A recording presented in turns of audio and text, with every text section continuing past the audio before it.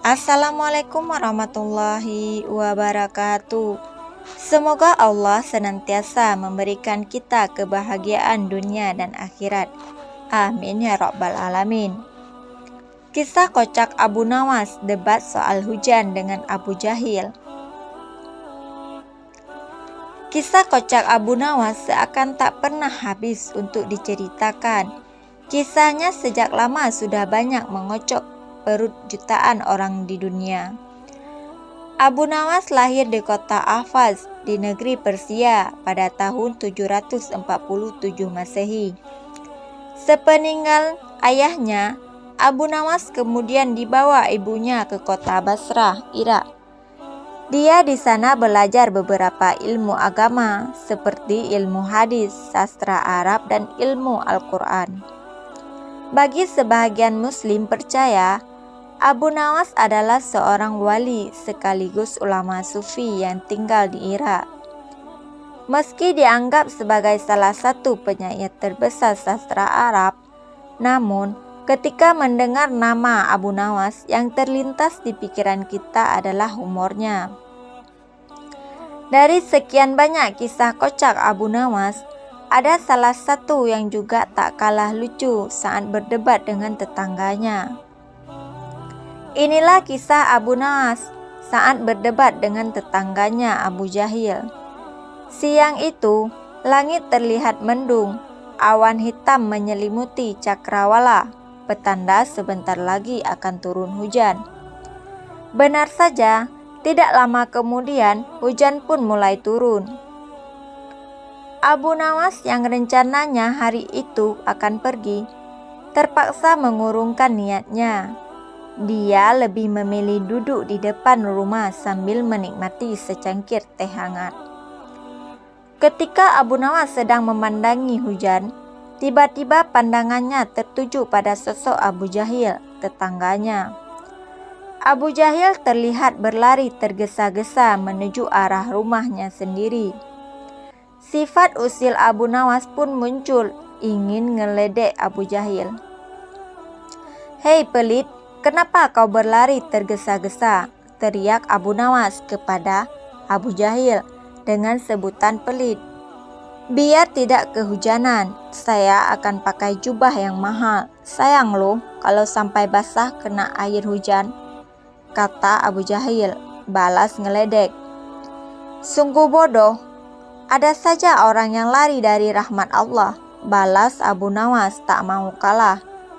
"Maksudmu apa Abu Nawas? Siapa yang lari dari rahmat Allah?" tanya Abu Jahil tidak terima.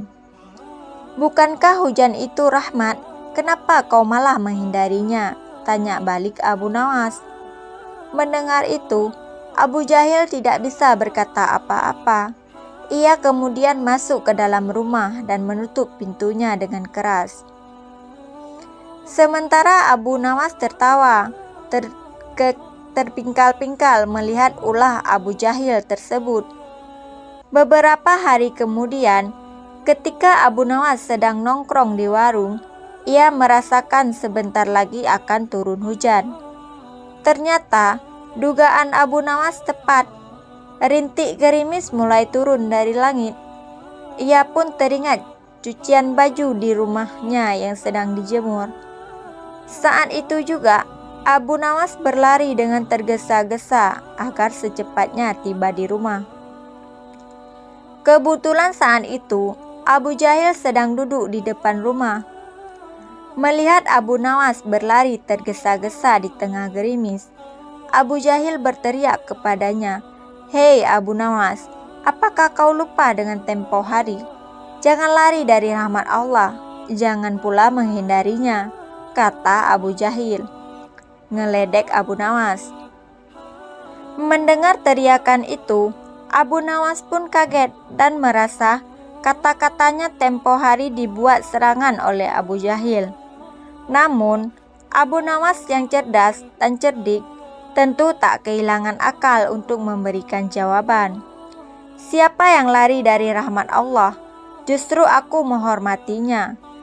Aku lari tergesa-gesa agar tidak menginjak rahmat Allah dengan kakiku," balas Abu Nawas. Mendengar jawaban tersebut, muka Abu Jahil menjadi kecut. Niatnya mau ngeledek, malah ia sendiri yang kembali kena. Kurang ajar Abu Nawas, ada saja jawabannya. Batin Abu Jahil menahan emosi.